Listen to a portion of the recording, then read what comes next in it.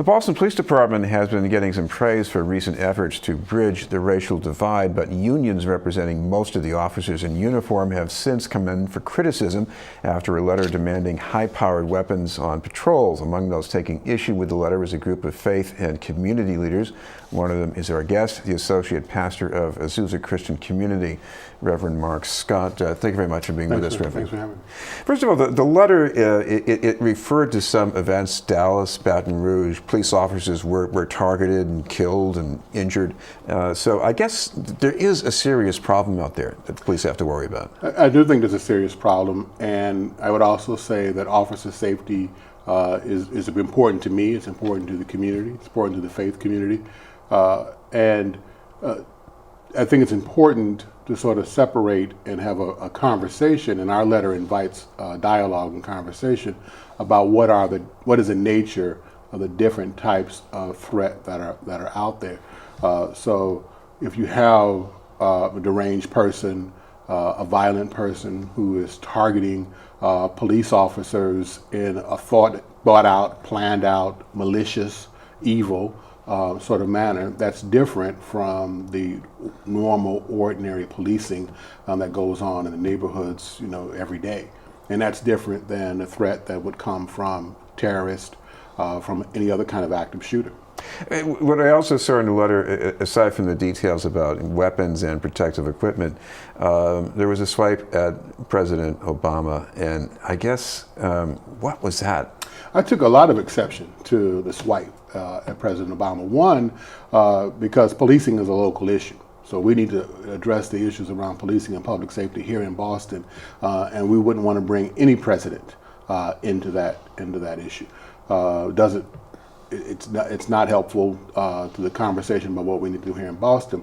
Also, there were other parts of the letter where they talked about kumbaya, you can sing kumbaya and have peace walks until the cows come home, which is sort of a local swipe. And when you kind of put those two things together, again, not disaggregating, not separating the different types of things that police officers face every day, it gave it a tinge of a racist sort of a language and tone that was in the letter. So that was part of what we were certainly taking exception to. We're talking with Reverend Mark Scott from Azusa Christian Community. What I also saw in that reference to Kumbaya was that they're trivializing this whole idea of making connection with the community. So one of the reasons why Boston is a pretty healthy city in terms of police-community relations, and is also a fairly safe city. Crime is down, violence is down, arrests are down, complaints are down, is because a lot of people in the community have worked for really decades, pretty hard, from different angles and in different ways with the police department to create that. And so all of these things that we do, police-youth dialogues, coffee with a cop, peace walks, basketball games, all of these things, the endless meetings with community members and police officers, neighborhood watch organizations, flashlight walks, all of these things create a culture, create relationships. So even offering job opportunities to young men who are at risk, all of these things that the police department does in partnership with the community create a web, a network of relationships that make us much safer than any technology, any weaponry, including body cameras, right, really, can do. Well, this all comes not so much time after you were among the church leaders calling for peace after the shooting in Dallas. You were also commending the police for restraint when they stopped a car with some young people who had replica guns that looked very real. And you might have taken some flack in the black community for being supportive of the police. How does this feel when this letter from the unions comes out? So we do get a little flack in the black community. You're a little too pro-police, and my response to that is not really, I'm pro-community, and we see the police as being a part of the community. And so the more we push a message of the police are a part of the community police working together is the way that we can create the space for everybody to be safe, is the way we move forward. And so our sort of approach is to call it like we see it, right? And so violence against police officers, we condemn. Violent rhetoric against police officers, we condemn. we work with and support the Boston Police Department and the good efforts that they do.